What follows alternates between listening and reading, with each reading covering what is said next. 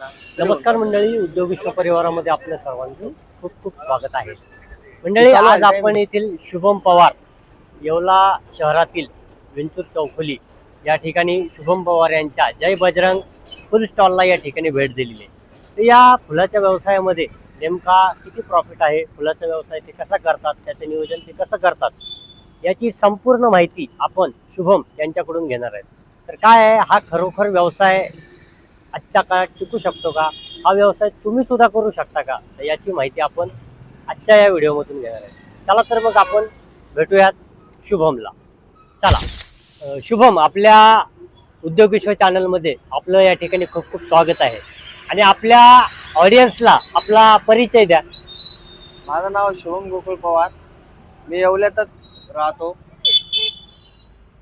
आज रोजी मला फुलाचं दुकान टाकून 5 वर्ष झाले. माझ्या दुकानचं नाव जय बजरंग फुलभंडार आहे. येवला विंचूर चौफुली बजरंगबली मंदिरा शेजारी आपलं दुकान आहे. आपण आतापर्यंत 5 वर्षापासून हे काम करत आलेलो आहे आणि इथून पुढे आपण करत राहणार आहे. शुभम, हे दुकान जे फुलाचं तू चालू केलेलं आहे, हो, तर फुलाचाच व्यवसाय करावा असं का वाटलं? का की आपल्याला त्याच्यात थोडी आवड निर्माण झाली आणि लक्षात आलं की फुलांवर लोक भरपूर काही कमवू शकले आणि एक रोजगार प्राप्त झाला. त्यामुळे मला हे करावंसं वाटलं.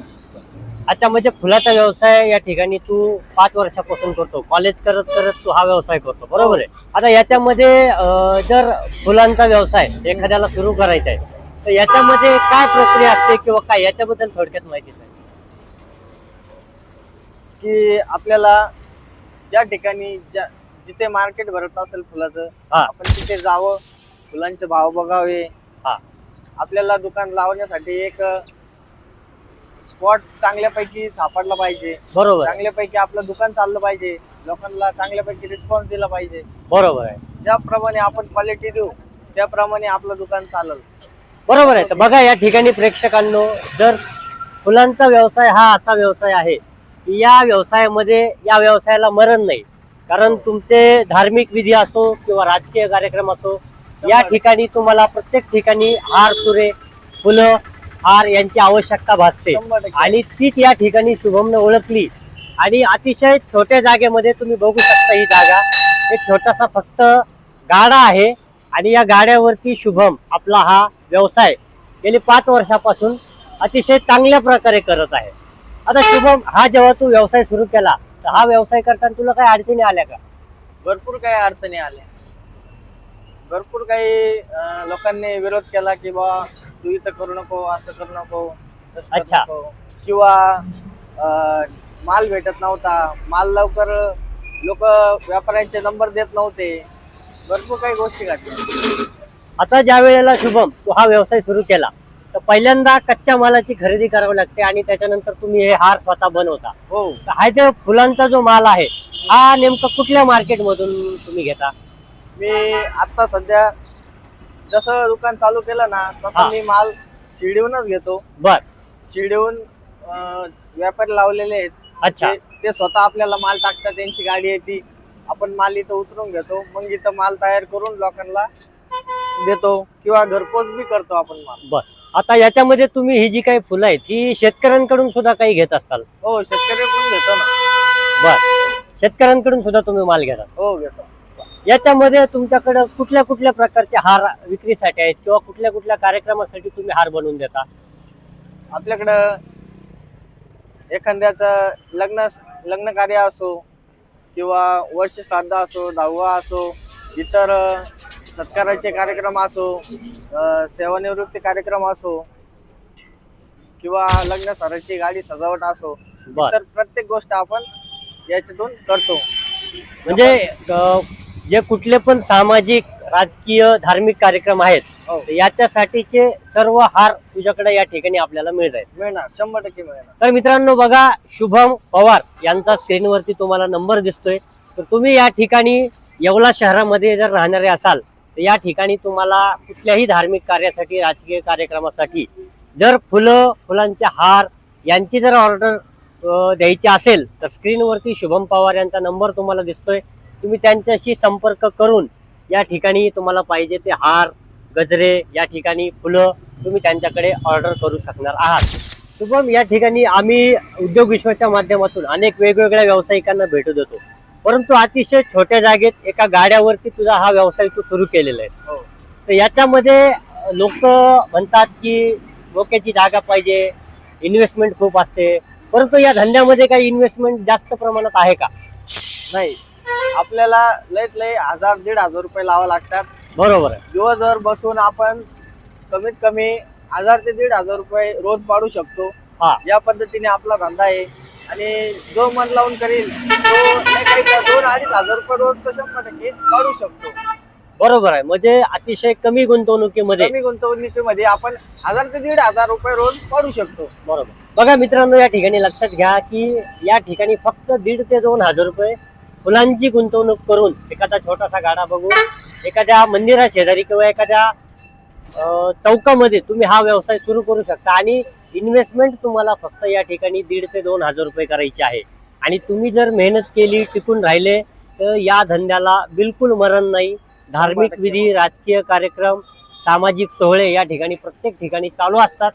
आणि या ठिकाणी तुम्हाला त्यासाठी फुलं आणि फुलांचे हार या त्याची ठिकाणी गरज लागतात. आहे. आता महिलांसाठी शुभम या ठिकाणी तुझ्याकडे गजरे पण दिसत आहेत. हो, आहे ना, गजरे आहे ना. बरोबर. गजरे आहेत आपल्याकडे. अच्छा. तर याला सुद्धा खूप मागणी असते. लग्न हो, कार्य, 100% मागणी आहे. काही सण विधी आले तर लग्न, महिला. कार्य, सण, बर आता बायांचे लक्ष्म्यांचे उपास चालू झाले, त्यांना पण गजरे लागतात ना बरोबर आहे. बरोबर. देवीला. आता एक मला सांग की याच्यामध्ये तुझा जो हा स्टॉल आहे याच्यामध्ये तुझ्यामध्ये कुठल्या कुठल्या प्रकारचे हार मिळतात? आपल्याकडे लग्नाचे हार झाले आणि किती रुपयापासून किती रुपयापर्यंत हार जेवणचे मिळतात? हार झाले, हा, किंवा एखाद्या गाडीला म्हणा, हा. आपण नवीन कार घेतली वगैरे, हा. कार साठी पण मोठा हार आहे. बर. छोटे छोटे मोटरसायकलला पण हार आहे. बर बर बर. साधारण किती रुपयापासून हाराची सुरुवात आहे तुमच्याकडे? आपल्याकडे 10 रुपये पासून तर आपल्याला 3 ते 3,500 रुपयापर्यंत चांगल्यापैकी हार भेटतो. बरोबर आहे. म्हणजे एखाद्यानं मोठी 4 व्हीलर वगैरे घेतली हो किंवा मोठे हार जर पाहिजे असतील हो.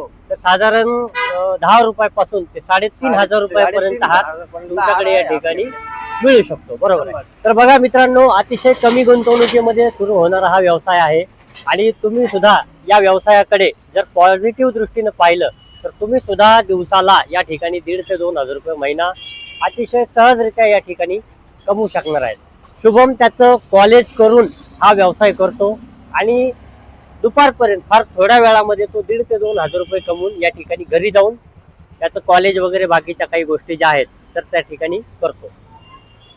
शुभम, या ठिकाणी या व्यवसायामधून तुला सगळं काही प्रॉफिट जाऊन दिवसाला किती रुपये शिल्लक राहतात निव्वळ प्रॉफिट? निव्वळ प्रॉफिट मला 1000 रुपये तरी राहतात. अच्छा, म्हणजे कमीत कमी 1000 1000 तरी रुपये, पडतो. 1,000 रुपये तुला या ठिकाणी राहतो. हो. म्हणजे सगळं काही जाऊन बघा तुम्ही हो. कमीत कमी मालाचे 1000 पैसे रुपये, जाऊन 1000 रुपये राहतात. 1,000 रुपये म्हणजे महिन्यात 30,000 रुपये या ठिकाणी राहतो. हो. तर बघा मित्रांनो, कुठलाही जॉब करण्यापेक्षा किंवा कुठेही 10,000वर 5,000वर काम करण्यापेक्षा तुम्ही जर छोटीशी जागा बघून जर असा हा छोटा फुलांचा व्यवसाय जर सुरू केला, जिथून कुठून तुम्ही हा व्हिडिओ पाहताय, तर हा व्यवसाय अगदी महिला, तरुण मुलं किंवा कुणीही कुठल्याही ठिकाणी कुठल्याही शहरात गावात चालणारा हा व्यवसाय आहे.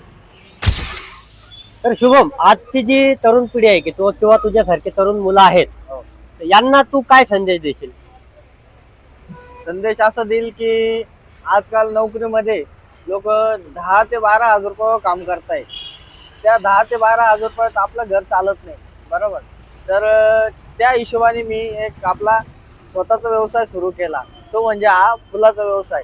तर फुलाचा व्यवसाय सुरू केला, त्यानंतर मला अडचणी आल्या, पण मग रिस्पॉन्स जर भेटायला लागला तर 100% हा व्यवसाय तुम्ही करा. का की आपण या फुलाच्या व्यवसायामधून नाही काही तर आपण 30,000 रुपये महिना कमवू शकतो.